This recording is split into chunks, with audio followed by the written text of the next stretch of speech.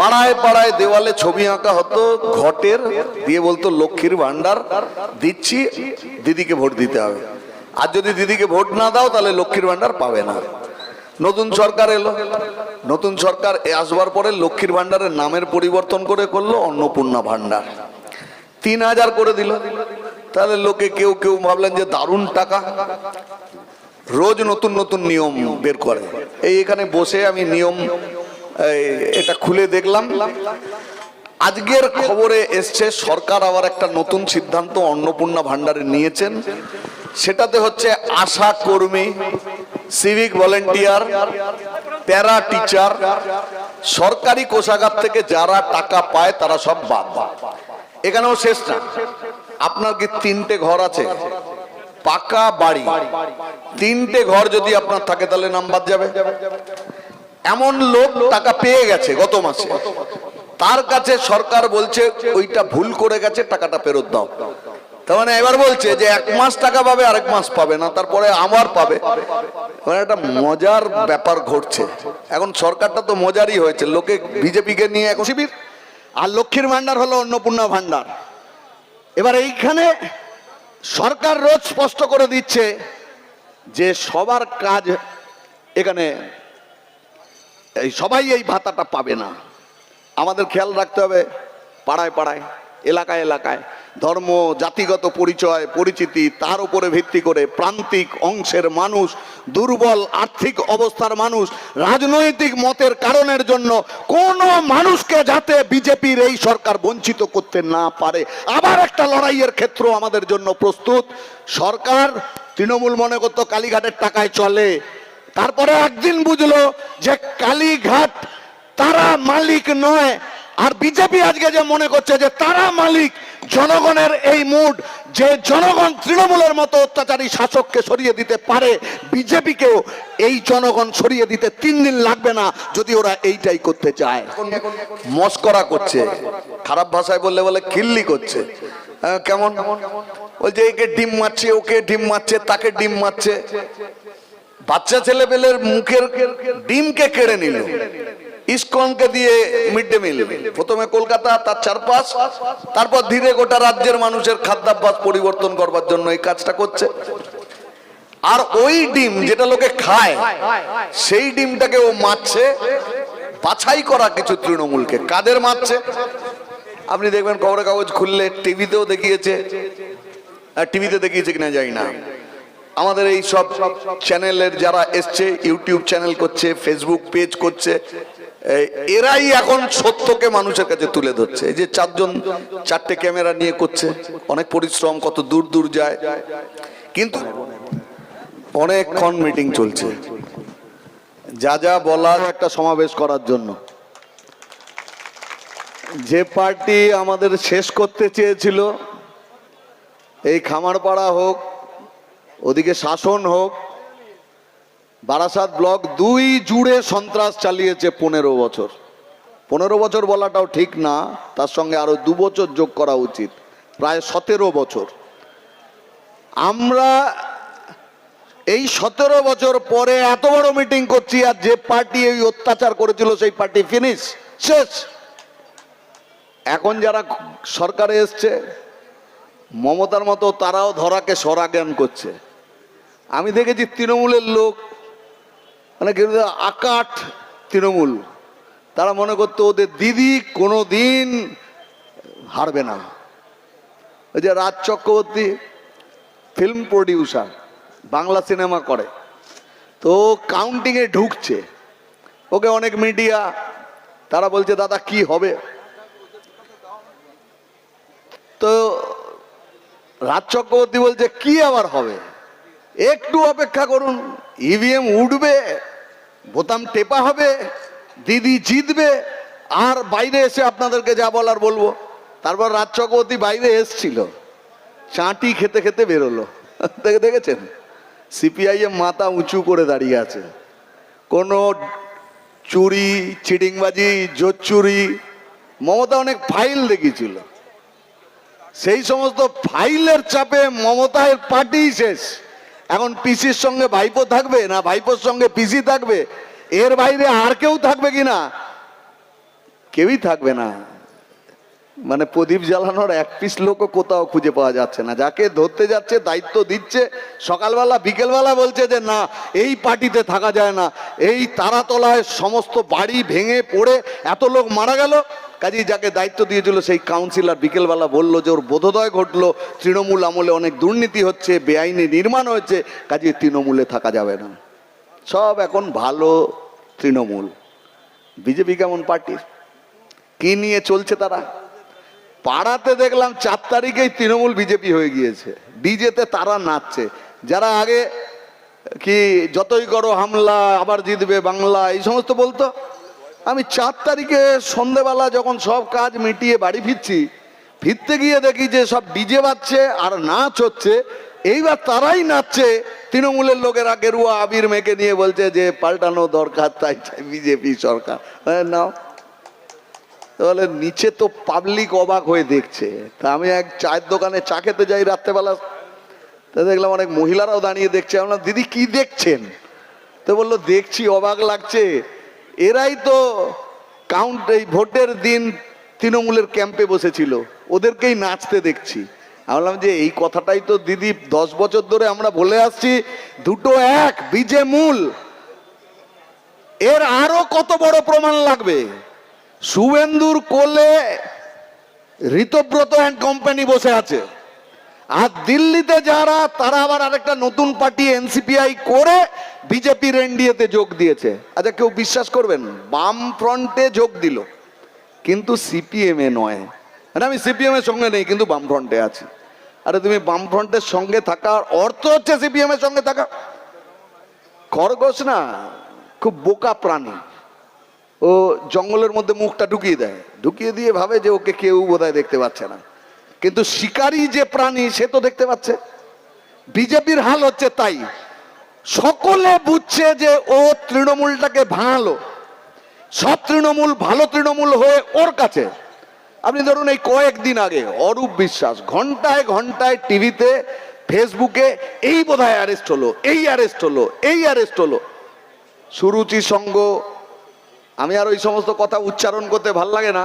এই আমের দা একটু বলছিল কি কি পাওয়া গেল সুরুচি সঙ্গের ভেতর থেকে, সেসব কাণ্ড কারখানা আপনারা জানেন। টিভিতে মশলাদার খবর দেখানো শুরু করলো, তারপরে কি হলো? ভালো তৃণমূল হয়ে গেছে। ভালো তৃণমূল হলে সব চোর চিটিংবাজ ধর্ষক খুনি সব মাপ, এরা বিজেপি। আর কেন করবে না? কাউকে বলবার অধিকার কিসের থাকবে? 20 সাল পর্যন্ত সমস্ত দুর্নীতি তৃণমূলের হয়ে গেছে। তারপরে তো মামলা চলেছে, বিকাশ ভট্টাচার্য মামলা চালিয়েছে। এই যে ফিরদৌস শামীম এখানে আসবে, ফিরদৌস শামীম, শামীম আহমেদ, এরা মামলা চালিয়েছে, সব তো সিপিএম এর লোক। রাস্তার লড়াই আমরা করেছি, আদালতে লড়াই আমরা করেছি। বিজেপি কোথাকার? বিজেপিকে তৃণমূল নিয়ে এসছে তার প্রয়োজনে। আজকে বিজেপি বড় হয়েছে, বড় হয়ে তৃণমূলকে গিলে খেয়ে নিয়েছে। এটাই বিজেপি করে। এই জন্য জ্যোতি বসু অনেক দূর থেকে, মানে অনেক দূর দেখতে পাওয়া একজন মানুষ। কত বিচক্ষণ মানুষ হলে ভাবুন যে কোন কালে বলে গিয়েছে মমতা সব থেকে বড় অপরাধ হচ্ছে এ রাজ্যে বিজেপিকে নিয়ে আসা। এখন সেটাই তোকে দেখছেন। এই সিনেমা শেষ, এখন নতুন সিনেমা স্টার্ট। এখন এই যে নতুন সিনেমা স্টার্ট হলো, তাতে মানুষ তো তৃণমূলকে বর্জন করলেন। তাহলে যে লোক বিজেপিকে দিয়ে তৃণমূলকে হারাতে চাইলেন, হোঁচট খেলেন প্রথম দিনেই, যে তৃণমূলটাই বিজেপি হয়ে গেল। দ্বিতীয় দিন, তৃতীয় দিন, চতুর্থ দিনে আরো বড় বড় হোঁচট খেলেন, এমএলএরা বিজেপি হয়ে গেল। তারপরে দেখলেন যে তৃণমূলের এমপিরা বিজেপি হয়ে গেল। এই লোক একটা অনুভূতি হলো। এবার আমজনতার কি হলো? মানুষ তো ভাবেন যে আমি এই পাবো সেই পাবো। ডাবল ইঞ্জিন সরকার, ভরসা ইন, ভয় আউট। তাহলে এখন সরকার কি করছে, বিজেপি কি বলছে, সিপিআইএম লেফট তারা কি করছে, আমাদের কি করতে হবে? সরকারে আসবার পরেই ও চলে গেল নিউ মার্কেটে হকার উচ্ছেদ করতে, তারপরেই চলে গেল বুলডোজার নিয়ে, নিউ মার্কেটের পরেই চলে গেল তপসিয়াতে বেআইনি নির্মাণ ভাঙতে। সেদিন যদি ওর বুলডোজারটা, এই যে যেটা ভেঙে পড়ে এতগুলো মানুষ মারা গেল, সেদিন যদি বুলডোজারটা ওইখানে যেত, ওখানে গিয়ে যদি এই বেআইনি নির্মাণটাকে বন্ধ করতো তাহলে এতগুলো প্রাণ যেত না। ও এই দুটো জায়গা বাঁচলো কেন?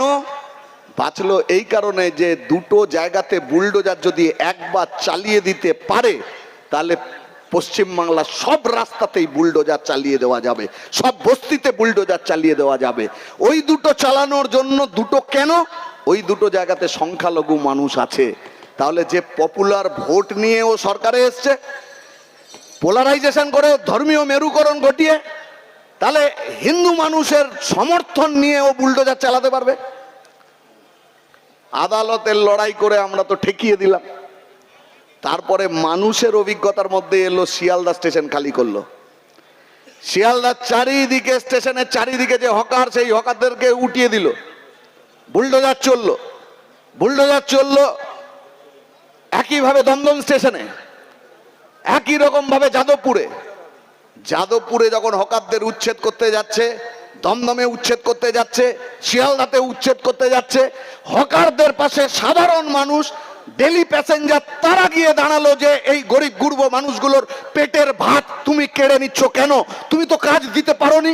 12-14 সাল থেকে তুমি সরকারে আছো, কেন্দ্রীয় সরকারের শূন্য পদে নিয়োগ হয় না, গোটা দেশ জুড়ে শিল্প কল কারখানা কিচ্ছু তৈরি করতে পারোনি। তোমারই পেয়ারের বোন মমতা, দুজনে মিলে সরকার চালিয়েছো দিল্লিতে এবং এখানে, কোথাও কিছু করলে না। এই মানুষগুলোর জীবন জীবিকা, রুটি রুজি কেড়ে নিচ্ছ কি করে? শিয়ালদা স্টেশনের বাইরে দাঁড়িয়ে একজন বলছে যে 17 সাল থেকে আমি বিজেপি করতাম, নিজের পয়সায় বিজেপি করেছি, এই বিজেপিকে ক্ষমতায় আনবার জন্য উদয়স্ত পরিশ্রম করেছি, ঝান্ডা নিয়ে এসেছি, লাগিয়েছি, আমার দোকানেও লাগিয়েছি। আজকে দেখুন সেই দোকানটাকে ওরা গুঁড়িয়ে দিল, আমার পেটে লাথি মারলো। দমদম স্টেশনের ভেঙে দেওয়া দোকান আপনার চোখের সামনে আপনার ঘর ভেঙে দিচ্ছে, দোকান ভেঙে দিচ্ছে। আপনার হাতে 30 সেকেন্ড সময়, 1 মিনিট সময়, আপনি তার মধ্যে গুরুত্বপূর্ণ মূল্যবান যেটা মনে হবে সেটাকে তুলে নিয়ে আসবার চেষ্টা করবেন।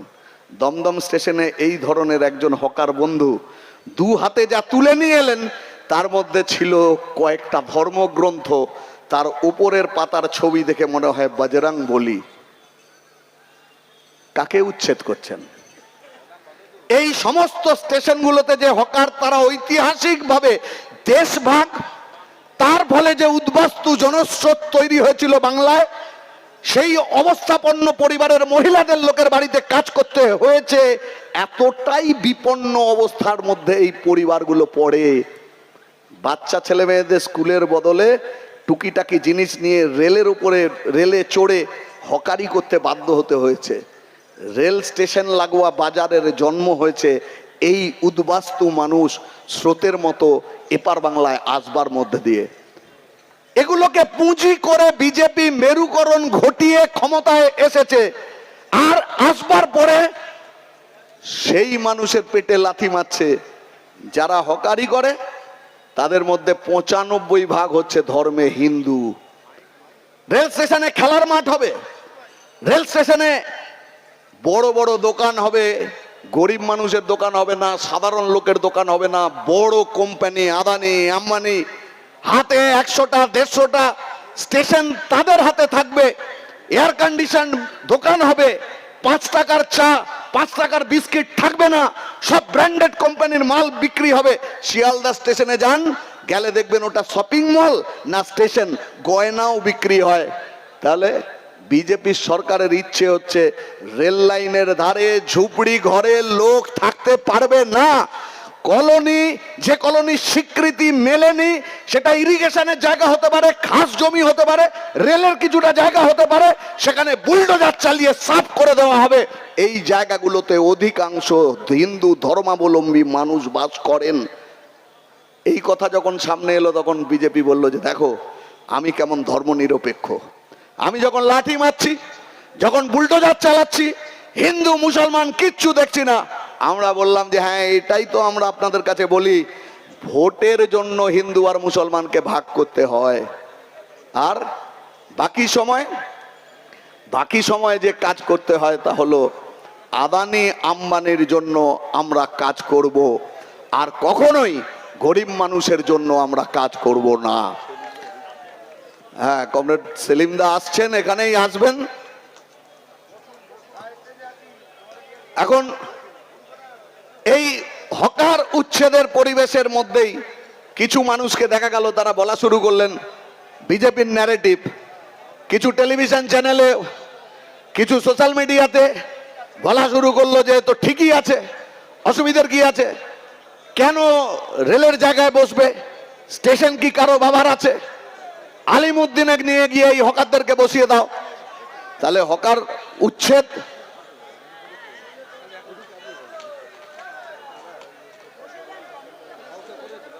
উঠে যা।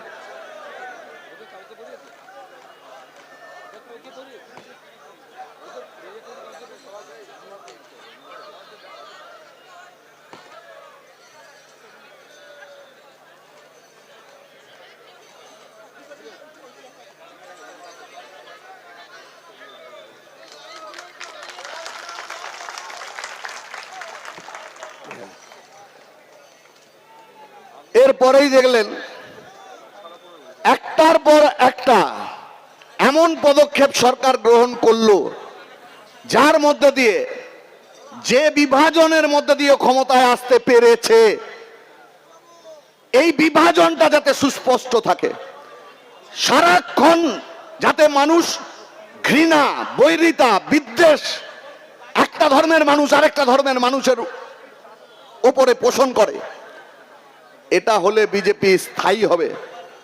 আর যদি মানুষ তার রুটি রুজি জীবন জীবিকা তার জন্য লড়াইয়ে নেমে যায়, তাহলে তা থাকে না। আপনারা দেখেছেন যাদবপুর স্টেশনের সেই হকার, যার কথা ভাইরাল হয়ে গিয়েছে সোশ্যাল মিডিয়ায়, সে বলছে যে যাদের আমার পাশে থাকার কথা ছিল আজকে তারা কেউ নেই, আর যাদের ভাবিনি থাকবে আজকে তারা দেখছি আমার সব থেকে বড় দুর্দিনে তারা আমার পাশে। বামপন্থীরা এই লড়াই গরিব মানুষের জন্য, প্রান্তিক মানুষের জন্য তারা করছে, সেটা হকার হোক, বস্তিবাসী হোক, তার জীবনের অধিকার, বেঁচে থাকবার অধিকার, আশ্রয়ের অধিকার, তার উপার্জনের অধিকার, চুরি জোচ্চুরি না করে মানুষ মেহনত করে দিন রাত পরিশ্রম করে যে রোজগার করে তার পরিবার চালাচ্ছে, এই অধিকার কেড়ে নেওয়ার চেষ্টা সরকার যখন করছে তার বিরুদ্ধে আমরা নামছি। ও লাইনে দাঁড় করিয়ে দিয়েছে মানুষকে। তৃণমূলের সরকারের থেকে কি আলাদা? তৃণমূল লক্ষ্মীর ভান্ডার দিয়ে ছবি এঁকে বলতো যে আমি লক্ষ্মীর ভান্ডার দিচ্ছি, ভোট দাও। আরে লক্ষ্মীর ভান্ডারের জায়গায় অন্নপূর্ণা ভান্ডার। তৃণমূল বলতে দেখো আমার সরকার তোমার দুয়ারে, তাহলে দুয়ারে সরকার। আর এ বলল কি নাম দিয়েছে, হ্যাঁ, জনকল্যাণ শিবির। আলাদা কিছু হলো? তাহলে একজনের দুয়ারে শিবির, দুয়ারে সরকার, সেটা হলো জনকল্যাণ।